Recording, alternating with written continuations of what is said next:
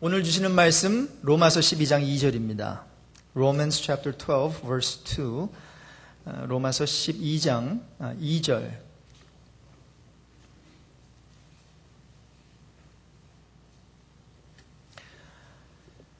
우리 같이 읽도록 하겠습니다. 너희는 이 세대를 본받지 말고 오직 마음을 새롭게 함으로 변화를 받아 하나님의 선하시고 기뻐하시고 온전하신 뜻이 무엇인지 분별하도록 하라. 저희 교회 지난주부터 이제 재정 독립으로 들어갔습니다. 감사한 것은 지난주에 롱 위켄드이고 또 많은 성도들이 독립기념일 연휴를 맞아서 많이 참석하지 못했음에도 불구하고 우리 여러분 성도님들께서 정성껏 헌금을 해주셔서 보통 나오는 헌금 액수보다 더 많이 하나님께 드릴 수 있었습니다. 자, 이 같은 역사를 보면서 가능성을 찾게 된다라는 거죠. 어떤 가능성입니까? 저와 여러분의 가능성은 딱 한 가능성밖에 없어요. 예수 그리스도이신 줄로 믿습니다. 재정이 채워졌기 때문에 가능성이라고 말씀드리는 건 아니고요. 그 재정을 채워줄 수 있는 그 예수 그리스도가 우리 교회의 머리가 되시고 주인 되시기 때문에 그렇습니다. 자, 이제 바람이 한 가지가 있어요. 이 재정적인 업그레이드와 함께 저와 여러분이 이제 업그레이드 돼야 되는 부분은 바로 신앙 업그레이드입니다.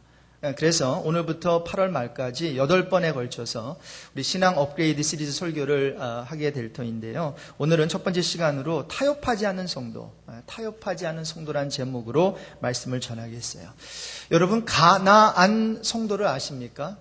가나안 성도. 이 말은 기독교인으로서 정체성은 가지고 있어요. 그래서 현재 교회에 이제 몸을 한때 담았던 사람이에요. 그런데 여러 가지 이유로 출석하지는 않아요. 그러면서 이스라엘 백성들이 가나안 땅을 찾아다녔듯이 새로운 교회를 찾아다니는 사람들을 일컫는 말입니다. 그런데 이 가나안 성도를 거꾸로 하면은 안나가 성도가 되는 거예요. 여러분, 안나가인 것과 같이 교회를 나가지 않거나 의도적으로 이제 기성교회를 거부하는 사람들을 가리키기도 합니다. 자, 그래서 이들은 예수는 좋다는 거예요. 그런데 뭐는 싫어요?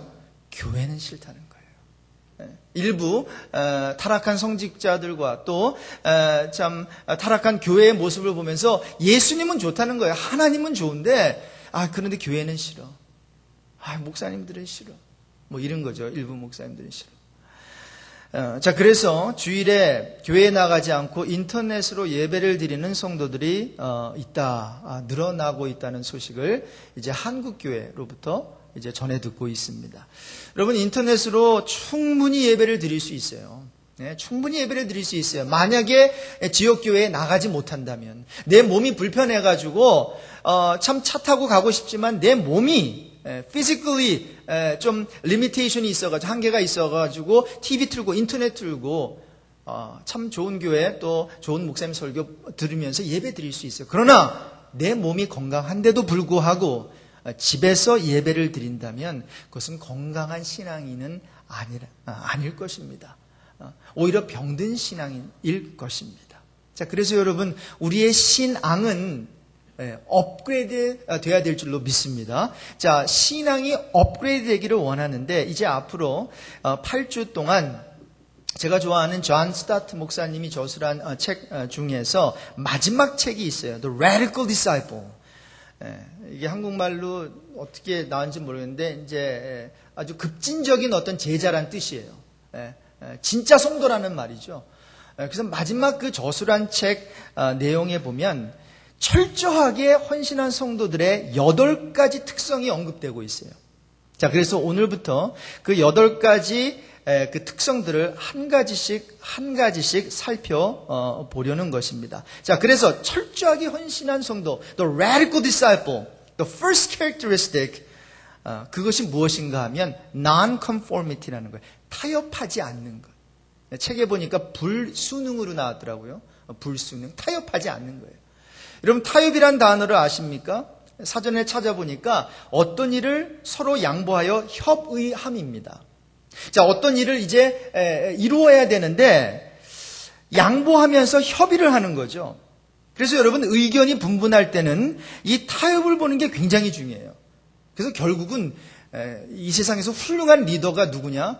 자, 의견이 분분한데 타협을 이루어내는 그 리더는 실력 있는 리더예요. 인정받는 리더라는 거죠. 여러분 예를 들어볼까요? 남북 간의 문제를 어떻게 풀 수 있을까요? 대화입니다, 대화. 그런데 대화만 해가지고는 안 돼요. 특히 타협으로 풀어야 돼요. 남북 간의 문제는요, 대화만으로 안 됩니다. 한쪽에서 50 기빈하고 다른 쪽에서 50 양보하면서 서로 타협을 해야 돼요. 컴프로마이즈를 해야 된다는 거죠. 그래서 결국 이것을 누가 이루어낼 것인가? 그 이루어내는 리더가 정말 노벨 어떤 평화수상 그 상을 아마 받을 거예요. 자, 그런데 여러분 세상에서는 이렇게 타협해야 되는 부분이 있지만 하나님을 믿는 신앙을 논할 때는 양보하여 합의하지 말아야 하는, 즉 타협하지 말아야 하는 부분이 있습니다. 그래서 오늘 읽은 본문이 그 이야기를 하고 있는 거예요. 로마서 전체 그 내용을 보면 앞부분은 이제 믿음이 뭐냐, 또 구원이 어떻게 이루어지느냐, 어떤 신학적인 내용을 쫙 다루다가 이제 로마서 나머지 부분에 와서는 그러므로 우리가 이렇게 살아야 된다라고 얘기를 하면서 이 이야기를 먼저 끄집어내고 있어요. 자, 오늘 본문 다시 한번 읽겠습니다. 로마서 12장 2절입니다. 같이 읽겠습니다. 너희는 이 세대를 본받지 말고 오직 마음을 새롭게 함으로 변화를 받아 하나님의 선하시고 기뻐하시고 온전하신 뜻이 무엇인지 분별하도록 하라. Don't be like the people of this world, but let God change the way you think. Then you will know how to do everything that is good and pleasing to Him. Romans 12:2. 한마디로 말하면 뭐예요? 이 세상 사람들을 본받지 말라는 거예요. 여러분 세상에 사는 성도에게 하나님께서 주시는 책임, 굉장히 중요한 책임이 있습니다. 그런데 이 책임이요, 다른 책임과는 달라서 이중적인 면이 있어요. 그래서 이중적인 책임이라고 합니다. 간단히 말씀드리면 이 이중적인 책임은 다음과 같습니다. 첫 번째는 세상과 더불어 살면서 세상을 섬기라는 거예요. 다른 하나는 세상에 살지만 세상에 오염되지 말라는 거예요. 요게 두 가지 좀 상충되는 것 같죠? 좀 안 맞는 것 같아요. 그런데 하나님께서 주시는 이중적인 responsibility예요. 이중적인 책임이에요.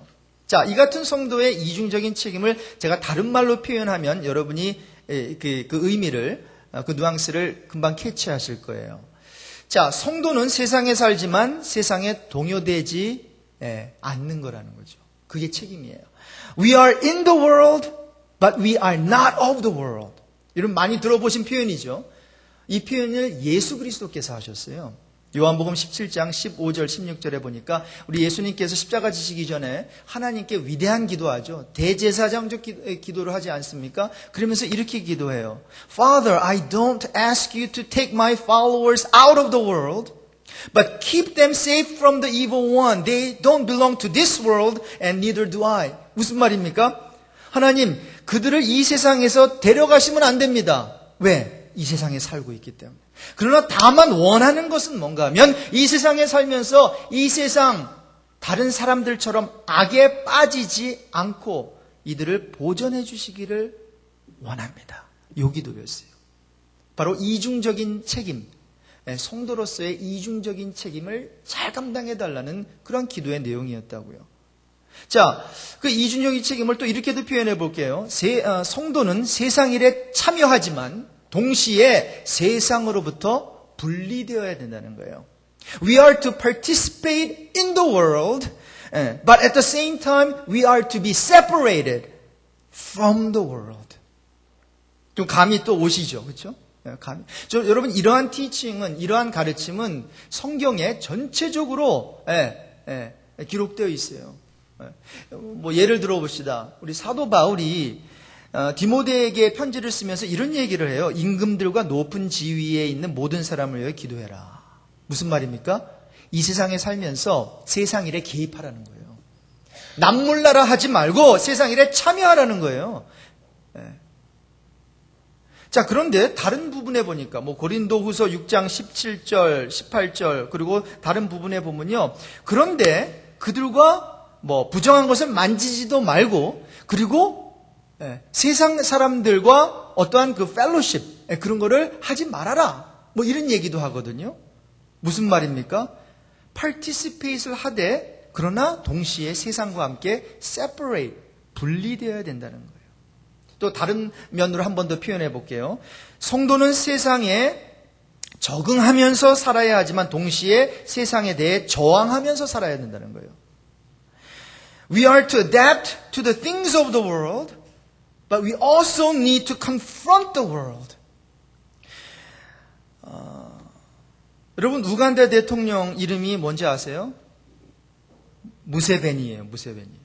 제가 이거 보면서 무서워 보이니? 이렇게 무서워 보이니? 무세베? 근데 이분 무서운 분이에요. 근데 괜찮은 분이에요. 여러분, 이분이 반동성애법을 제정했어요. 우간다에서. 이분은 독실한 크리스찬입니다. 그래서 미국은 지금 미국 대통령 그리고 연방법원에서 이걸 패스시켰잖아요. 동성애 이걸 인정하자고 말이죠. 근데 여기는 지금 반동성애법을 제정했어요. 그러니까 오바마 대통령이 전화를 해가지고 4억 달러 원조 지원액을 끊겠다고 얘기를 했대요. 그랬는데 이 우간다 대통령이 멋진 말을 했어요. 우간다 국민을 살리는 것은 미국의 그 원조가 아니다. 하나님의 말씀대로 사는 것이라는 멋진 크리스천 말을 남겼습니다. 여러분, 우간다 이 대통령과 우간다 나라를 위해서 한번 박수를 보내주십시다, 여러분. 여러분, 얼마나 멋집니까? 얼마나 멋지. 이것이 세상에 살면서 동시에 세상 법에 끌려가지 않는 멋진 크리스찬의 모습이죠. 자, 그래서 사도 바울은 데살로니가전서 4장 11절 이하에 또 너희에게 명한 것 같이 조용히 자기 일을 하고 너희 손으로 일하기를 힘쓰라. 이는 외인에 대하여, 외인은 예수를 모르는 교회 밖에 있는 사람에 대하여 단정히 행하고 또한 아무 궁핍함이 없게 하려 함이라. 무슨 말인가 하면 get along 하라는 거예요. 교회 안 다니는 사람들과 함께 너가 너의 일을 하면서 외인에 대하여도 제대로 행하고 you be respected by people who are not followers of the Lord. 믿지 않는 사람과 함께 존경도 받고 더불어 살라는 거죠. 동시에 고린도전서 5장 에베소서 5장 11절에 보면 너희는 열매 없는 어둠의 일에 참여하지 말고 도리어 책망하라 그랬어요. 자, 뭡니까? 잘못된 것은 책망하는 거예요. rebuke하는 거예요. Instead, show how wrong they are. And that's one of the responsibilities we have for this fallen world. 자, 그래서 이런 점들을 요약해 보면 성경 말씀을 통해서 주님이 원하는 것이 무엇일까요? 존 스타트는 이렇게 얘기해요. 세상에서 도피하여 거룩함을 보존하려 해서도 안 된다는 거예요. 쉬운 말로 하면 세상이 악하다고 짐 싸들고 기도원으로 수도원으로 들어가지 말라는 거예요. 그거는 치우친 영성이에요. 동시에 세상에 순응하여 거룩함을 희생시켜도 안 된다는 거예요. 도피주의, 순응주의 이 둘 다 뭐예요? 다 극단주의이기 때문에 피해야 된다는 거예요. 그래서 뭐예요? 밸런스를 가진 신앙을 가져라 하는 거죠. 자, 그래서 여러분 타협하지 않는다고 저 여러분 이제부터 세상과 I have nothing to do this world, nothing to do with this world 하면서 짐 싸들고 여러분 수도원에 기도원에 들어가면요, 그거는 성경이 말하는 어떤 성도의 어떤 책임적인 삶이 아니다라는 거예요. 그래서 이거를 깨달은 중세시대 전에 그리고 중세시대 후에도 이것을 깨달은 수도사들이 수도원을 어디다 만들기 시작한 줄 아세요? 원래 수도원은 어디다 만들어요? 보통 우리말로 하면 기도원은 어디다 만들어요? 그래서 산기도원이라 그런다고요. 그런데 이 사람들은 산에다 안 만들고 시리, 그 도시 한 복판에다가 수도원을 만들어서 함께 더불어 살았어요. 이중적인 성도의 책임을 감당하기 위해서 그랬어요. 여러분, 기도원들은 산에 있어야 될 필요가 없고 시리로 들어와야 될 줄로 믿습니다. 바로 그 이중적인 책임을 감당하는 거예요. 자, 그래서 성경에서 타협하지 말고 너희들 하나님의 백성처럼 좀 거룩해져라라고 하는 그 말씀은 성경 전체에 흐르고 있는 아주 중요한 주제 중에 하나예요. 결국 율법서를 통해서 무슨 말씀을 전하고 계세요? 애굽 땅의 풍속을 따르지 마라. 이제 내가 너희를 인도할 가나안 땅의 풍속도 따르지 말아라. 내 말씀만 따라. 이거잖아요. 그리고 선지자를 왜 보냈어요? 이 말씀을 안 지키는 거예요. 그래서 뭐예요? 이 말씀을, 똑같은 말씀을 리마인드 시켜주기 위해서. 예를 들어서 에스겔서 11장 12절에 너희는 내가 여호와인 줄을 알리라. 너희가 내 율례를 행하지 아니하며 규례를 지키지 아니하고 너희 사방에 있는 이방인의 규례대로 행하였느니라 하면서 책망하시잖아요. 하나님처럼 나처럼 거룩해지지 않고 이방 사람처럼 되었다는 것이죠. 예수님도 뭐라고 말씀하십니까? 그들을 본받지 마라. 사도 바울도 오늘 본문에서 뭐예요? 이 세대를 본받지 마라. 자, 그래서 하나님은 이같이 철저하게 성도들이 주변 문화를 따르지 말라고 명하시면서 뭐 하라는 거예요? 저와 여러분이 그분처럼 거룩해지라는 것인데, 문제는 뭐예요? 그럼에도 불구하고 저와 여러분은 더더욱 어떻게 되어가고 있어요, 지금? 교회가, 성직자가, 성도가 세속화되어 가고 있어요. Why? 왜? 예배를 안 드렸어요? 기도를 안 해서요? 기도하잖아요. 예배 드리잖아요. 무엇이 문제일까요? 여러분, 세상 풍조가 그만큼 영향력이 크기 때문입니다. 자, 그래서 존 스타트 목사님 저서란 그 제자도 책을 보면 이 세 가지 이 현대 풍조를 다음과 같이 설명을 하고 있는데, 그걸 제가 간략하게 좀 서머라이즈를 한번 해볼게요. 여러분, 결국 우리가 타락하는 것은 뭐 술 먹고 담배 먹고 뭐 도박하고 여러분 이런 수준이 아닙니다. 요거는 그냥 그 겉으로 나타나는 어떠한 그러한 아주 엘레멘터리 레벨의 그러한 죄악들이 어떤 면에서는 중요한 건 뭔가 이 풍조에 우리가 지금 기빈하고 그리고 이것을 따라가는 게 굉장히 문제거든요. 그러면서 뭐 이제 방탕하는 거죠. 그래서 이 네 가지 현대 풍조를 우리가 잘 정리를 해놓으면 타협하지 않는 성도로서 살아가는 어떤 첫 스텝을 내디딜 수 있다고 생각해요. 자, 첫 번째, 지금 현대 사회의 풍조, 다른 말로 하면 우리 성도가 이제 거부해야 되는 그 현대 사회 세상 풍조가 무엇이냐? 첫 번째는 한번 따라해 볼까요? 다원주의. 영어로 하면 pluralism입니다. pluralism. 이 다원주의를 간단하게 설명한다면 이거예요. 우리는 뭐를 주장합니까? 우리 기독교에서는 예수 외에는 구원이 있어요? 없어요? 없어요. 그런데 이 다원주의에서 가르치는 가르침은 뭔가 하면 예수의 절대성을 부정하는 거예요. 그리고 이제 각 종교마다 나름대로 구원의 길이 있다라고 말해요. 자, 보편성, 상대성을 주장하는 거죠. 자, 쉽게 설명해 볼게요. 산이 있어요. 산 위에 어떤 신이 있어요. higher being. 우리보다 더 많이 알고 더 능력 있는 어떤 higher being, 신이라고 하는 신이 있어요. 우리는 하나님이죠. 자, 그런데 그 하나님 꼭대기에 가기 위해서 예수의 길도 있다는 거예요. 인정해요. 그 길로 가도 그 신에게 갈 수 있지만, 그러나 부처를 통해서도 갈 수 있고 또 다른 종교의 방법을 통해서 선행을 통해서도 갈 수 있다라고 가르치는 것이 바로 다원주의입니다. 그런데 여러분, 성경은 무엇이라고 말씀합니까?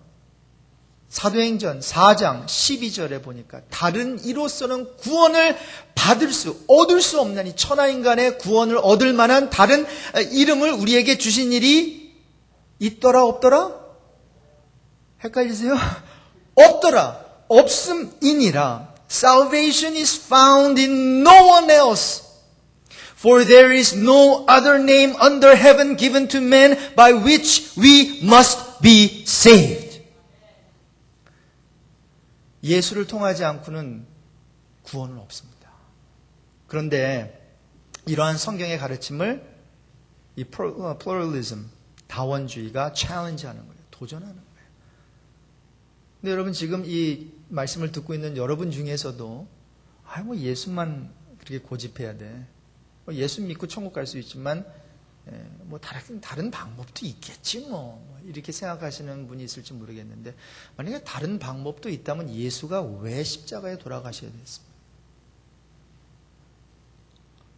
왜 예수가 조금만 고통당하시다가 그냥 살아나시지 왜 죽으셔야 되나요? 그 길밖에 없기 때문입니다. 예수가 죽어주셔야 돼요. 죄가 없는 의인이 우리의 죄를 위해서 죽어주셔야 돼요. 그래야 우리의 죄가 해결받고 그분을 통해서 우리는 의인이 되고 천국 가게 되는 줄로 믿습니다. 그래서 여러분 기도해 주세요. 플루럴리즘 이것이 우리 자녀들의 마음속에 자리 잡지 못하도록 말이죠. 두 번째, 물질주의입니다. 성도가 거부해야 할 세상 풍조. 두 번째는 물질주의. 영어로 하면 materialism이 되죠. 여러분, 세상에서 부추기는 생각이 하나가 있죠. 오늘 아침에도 혹시 TV를 이제 보시면 광고 뭘 부추깁니까? 더 많이 소유해라. 더 좋은 것 가져라. 더 높이 올라라. 더 영향력 있는 사람이 되라. 더 멋진 사람이 되라. 계속 이 세상은 우리를 그런 식으로 부추기죠. 그런데 성경에 보니까 뭐라 그래요? 가진 것에 만족하라 그러죠. 있는 상태에서 be satisfied with who you are, be satisfied with what you have. 이거 아니에요, 그렇죠? 가진 것에 만족하고 지금 나의 나됨은 하나님이니까 약할 때 강함 주심 그 하나님을 경험하면서 만족하라는 거예요. 그런데 이 물질주의는 아니에요. 더 큰 것, 더 많은 것. 그래서 여러분, 우리 교회가 지금 교회 그 재정 독립주의를 지난주에 지키면서 제가 본교회 재정 독립을 위한 10가지 계명을 오늘 목회 칼럼에다 실어놨는데, 여기서 저에게 가장 중요한, 이 중에서도 가장 중요한 것이 뭡니까? 라고 하면 저는 3번이라고 말씀드리고 싶어요. 주보의 뒷면에 목회 칼럼 3번을 한번 같이 읽어보겠습니다. 더 큰 것, 더 좋은 것에 대한 강박관념에서 자유로워지라는 거예요. 여러분, 우리 모든 교회들이 자꾸만 더 커져야 되고, 그리고 더 여기서 이제 옮겨가서 더 크게 지어야 되고, 그걸 안 하는 교회가 어딨냐고요. 그걸 추구하지 않는 교회가 어딨냐고요. 근데 여러분, 그것이 꼭 나쁜 건 아니지만 우리가 추구해야 되는 건 보이는 건물이 아니라 더 많은 어떠한 성도들의 어떠한 사람들의 숫자가 채워져서 여기에 빈자리가 채워지는 거. 물론 하나님께서는 He wants to see heaven full and hell empty. 저는 그 사실을 믿어요. 하나님께서는 천국이 만원이 되고 지옥이 파리로 정말 사람이 아무도 없기를 원하는 게 우리 하나님의 마음이라는 것을 저는 믿고 싶어요. 자, 그럼에도 불구하고 21세기의 교회 과제는 절대로 교회 성장이 아닙니다. 교회 건강인 줄로 믿습니다. 여러분, 교회 성장 아니에요. 교회 건강이에요. 만약에 성장이라면 저와 여러분이 성장하는 거예요. 이미 교회 안에 있는 사람이 성장하지 아니하고 사람들이 들어왔다고 생각해 보세요. 나 같은 사람 또 만들어지는 거예요. 죄송합니다. 우리가 그냥 우리의 정말 현 주소를 한번 살펴보면서 정말 겸손하게 우리의 자리를 돌아보자고요. 나같이 형편없는 성도 또 하나 만들어지면 좋겠어요? 그러면 뭐예요? 정말 교회를 교회답게 하는 거는 더 많이, 더 크게, 더 부흥, 숫자 이런 것이 아니라 뭐예요? 내가 뭐예요? 더 큰 사람이 되는 거 아니겠어요? 그런데 여러분, 더 큰 사람이 어떻게 되는 거예요? 더 크신 하나님을 아는 데서 출발하는 거예요. 여러분, 우리의 큰 믿음이 아닙니다. 크신 하나님인 줄로 믿습니다. 여러분, 이 믿음도요, 이 물질주의 쪽으로 가면은 내가 더 큰 믿음, 더 은혜스러운 기도, 다 자기죠. 그렇죠? 큰 믿음 주셔서 누굴 위해서 달래요? 어떤 면에서는 그런 사람은 그런 기도는 좀 스탑하고 큰 하나님을 알게 해주세요. 이 기도가 바른 기도예요. 큰 하나님을 알게 해주세요. 그 하나님 앞에 납작하게 그냥 엎드리게 해주세요. 순종하게 해주세요. 자, 그래서 여러분, 물질주의에 우리가 물들지 않기 위해서 하나님의 경제론을 우리가 배워야 됩니다. 지난 금요일 날 말씀드렸는데 여러분 하나님의 경제론은요 굉장히 간단합니다. 따라해 봅시다. 흩어주어라. 베풀어라. 그러면 하나님이 채우신다. 여러분 믿으세요? 성경에 보시면 잠언 11절 24절 이하에 흩어 구제하여도 더욱 부하게 되는 일이 있나니 과도히 아껴도 가난하게 될 뿐이니라. 구제를 좋아하는 자는 풍족하여질 것이요. 하나님의 말씀인데 여러분 하나님의 말씀 받으시기를 바랍니다. 누가 풍족해져요? 누가 윤택해져요? 남을 윤택해 하게 하는 자, 구제하는 자, 구제를 즐기는 자, 하나님께서 물질적인 그 은사를 주신다는 거예요. 그래서 저 여러분이 물질주의에 빠지지 않기 위해서 더 좋은 것, 더 큰 것, 이거를 구하지 말고 우리가 이런 단순한 생활을 위해서 다음 3가지 다짐을 좀 했으면 좋겠어요. 첫 번째는 뭔가 하면 필요한 것은 구입하지만 그러나 원하는 것은 좀 자제하면서 살자는 거죠. 꼭 필요한 것, 생존하기 위해서 필요한 거는 우리가 구입하고 누리지만 없어도 되는 거 있잖아요. want죠, want. 조금 더 심한 표현은 luxury죠. 그냥 니드를 채우고 럭셔리한 그거는 다른 사람의 또 필요를 채워줄 수 있는 돈이 될 수 있으니까 나의 풍요로움을 누리는 그만큼을 떼어서 다른 사람에게 주자는 거죠. 자, 그래서 필요한 것은 구입하지만 원하는 것은 자제하면서 살고, 두 번째 모자라는 가운데서 베풀면서 살고, 그리고 세 번째 없는 가운데서도 하나님께 먼저 바치면서 살자입니다. 그러면 하나님께서 우리 물질로부터 자유로워질 수 있게 해 주실 것입니다. 자, 세 번째, 요게 문제가 또 되죠. 윤리적 상대주의입니다. 윤리적 상대주의. 영어로 하면 moral relativism이에요. ethical relativism이라고 하는데 간단히 말하면 뭐예요? 윤리란, 도덕이란 자의적인 거죠. 그러니까 무슨 말인가 하면 각자, 그러니까 상대적이라는 거죠. relative하다는 거예요. 각자 옳은 기준이 다를 수 있다라고 하는 거예요. 그래서 현대 사회에 여러분 도덕적인 기준이 굉장히 애매모호해지지 않습니까? 왜 그럴까요? 그 이유를 제가 말씀드릴게요. 과거에는요, 어떤 보편적인 도덕적 어떠한 그 밸류 시스템이 있었답니다. 그런 도덕적 가치가 정립되어 있었답니다. 그리고 그러한 정립된 가치관을 자녀들에게, 젊은 사람들에게 가르치면, 어떤 신념을 심어주면 그거대로 따라 살았어요. 그렇죠. 이건 나쁜 거야 라고 하면 나쁜 거구나. 그렇죠? 어떤 면에서는 주입식이었죠. 자, 그런데 이제 higher criticism, 고등 비평학이 이제 그 학계에 들어오면서 윤리 교육의 방법과 목표가 완전히 달라진 거예요. 이제는 주입식이 아니에요. 도덕적 이슈를 가지고 예를 들어서 뭐 게이 앤 레즈비언, 어떤 동성애에 대해서 무엇을 가르쳐 주느냐? 어떠한 밸류 시스템을 가르쳐 주는 것이 아니라 신중한 사고를 하는 방법을 길러주는 거예요. 이것이 나쁘면 왜 나쁘고 이것이 옳으면 왜 옳은가? 네가 사고해가지고 판단을 하라는 거예요. 근데 여러분, 아무 기준 없이 무엇을 판단을 하겠냐고요. 아니, 자 없이 무엇을 재겠냐고요. 사실 캐논이라고 하는, 정경이라고 하는 그것이 그런 뜻이거든요. 이게 우리의 rule of life거든요. 이것을 기준으로 모든 family value와 그리고 결혼이라는 게 뭐냐라고 하는 정의가 다 이 성경에서 나왔거든요. 한 남자와 한 여자가 한 몸을 이뤄서 이제 같이 사는 거를 가족이라고 하고 family라고, 그게 traditional Christian 그 family value거든요. 자, 그런데 윤리적 상대주의에 젖어 있는 젊은이들과 또 윤리적 상대주의에 젖어 있는 이분 크리스천들까지도 이 성경이 더 이상 절대적 권위의 책이 아니에요. 여기에도 오류가 있고, 이거는 하나님의 말씀 좋지만, 그러나 시대가 바뀌고 그리고 해석하는, 적용하는 것이 달라진다는 거죠. 자, 그래서 왜 한 남자와 한 여자여야만 되냐? 한 남자와 한 남자면 왜 안 되느냐는 거예요. 자, 왜 안 되느냐는 거에 대한 답을 어디서 찾을 수 있어요? 여러분, 여기 외에는 없어요. 그렇죠?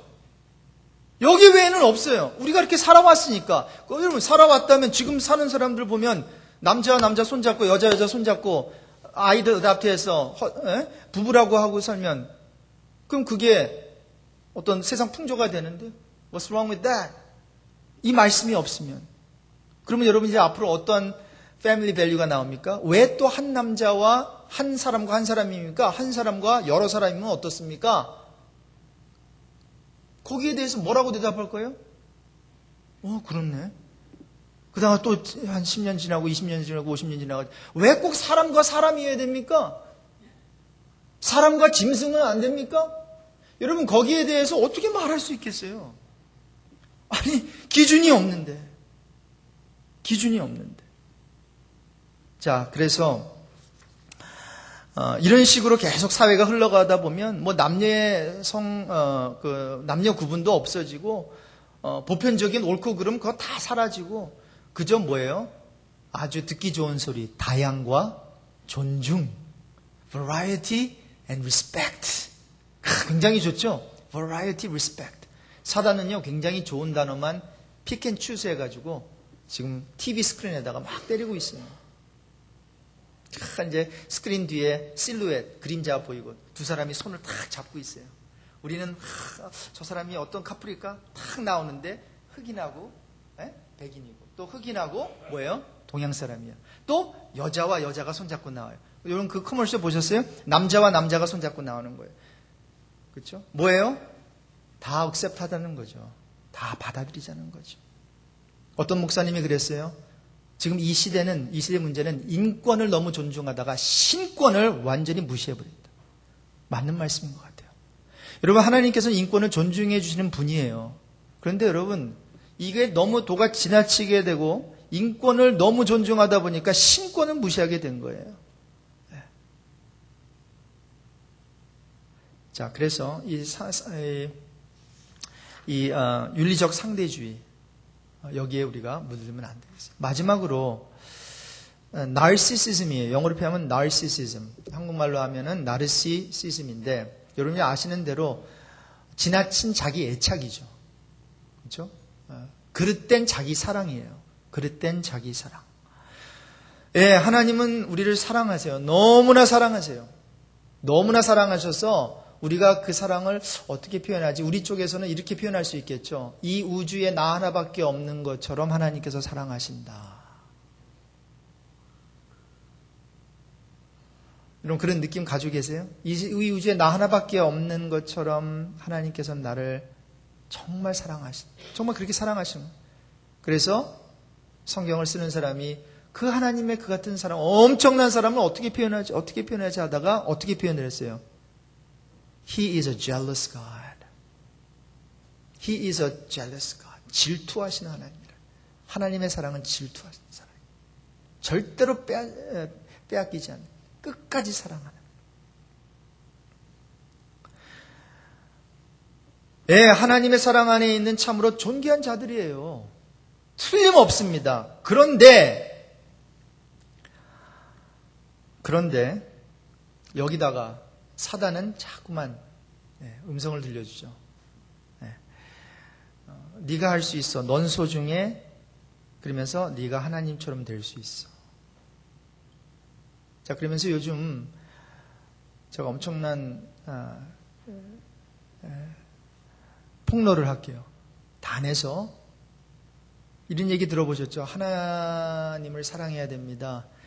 그리고 내 이웃을 사랑해야 됩니다. 그런데 그거 하기 위해서 여러분 자신을 먼저 사랑해야 됩니다. 논리적으로 굉장히 맞는 것 같죠. 그래서 아마 그걸 아멘으로 받아들이시는 분도 있고 심리학적 어프로치에서 이제 외쳐진 그 말씀을 아무 무분별하게 받아들인 성도들도 있을 거예요. 여러분 조심해야 됩니다. 성경의 greatest commandment, 가장 큰 계명 뭐라 그랬어요? 하나님 사랑하되 Love your God with all your soul, all your might, and all your strength라고 그랬거든요. 여호와 하나님을 사랑하되 마음을 다하고 성품을 뜻을 다해 사랑하라 했고, 둘째는 이와 같으니 뭐예요? 내 이웃을 사랑하라 했어요. 물론 내 몸과 같이 사랑을 했지만 내 몸과 같이 사랑하는 것은 내 몸과 같이 나를 사랑하는 계명이 아니랍니다. 계명이 아니에요. 여러분, 내 자신을 사랑하지 않아서, 물론 왜곡되게 사랑해서 이거 제대로 사랑하는 방법은 가르쳐야 되겠지만, 절대로 성경은 하나님 사랑하고 이웃을 사랑하고 나를 사랑하라는 말은 없어요. 오히려 말세 때 나타나는 증세가 그러는 거예요. 말세에 나타나는 그런 모습이 뭐라는 거예요? 자기를 사랑하는 그런 모습은 계명이 아니라 이제 타락한 세상에서 나타나는 징표라는 거예요. 디모데후서 3장 1절에 너는 이것을 알라. 말세에 고통하는 때가 이르러 사람들이 자기를 사랑하며 그랬어요. 여러분, Jesus first, others second, you last죠. 그렇죠? 그거예요. 그런데 지금 뭐예요? No, you are first라는 거죠. 내 자신을 사랑하라. 그러면서 올려놨어요. 우리 사람들은. 그러니까 뭐예요? 지금 다 교만해져가지고 교만 덩어리가 돼가지고 지금 내 생각 주입시키고 내 방법대로 안 되면 뭐예요? 교회 막 힘들게 하고 이렇게 되는 거예요 지금.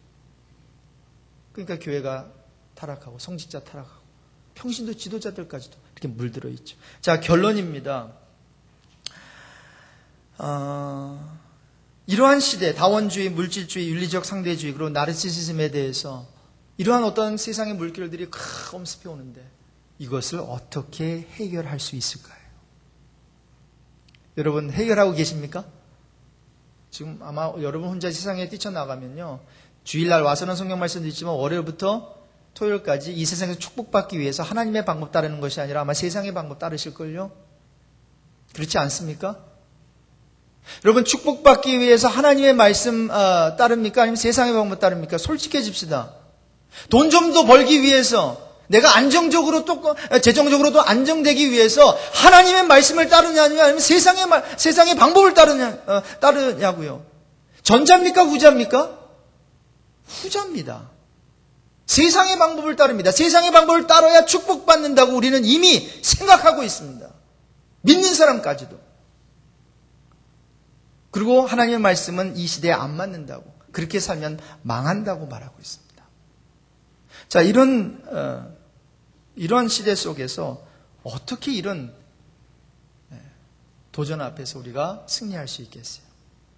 하나밖에 없습니다.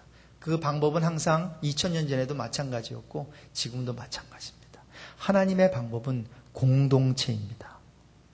믿음의 공동체, 신앙의 공동체, 예수 그리스도를 예수 그리스도의 유일성을 옹호하는 진리의 공동체, 우리가 만드는 겁니다. 그게 바로 교회입니다. 그래서 우리가 모여서 이런 것들과 싸우고, 그리고 성경 말씀대로 살아가 보려고 노력하는 사람들이 한 명, 두 명 생겨날 때 그 교회가 건강해지는 것이지, 그저 사람들만 많이 모여있다고 건강해지는 게 아니에요.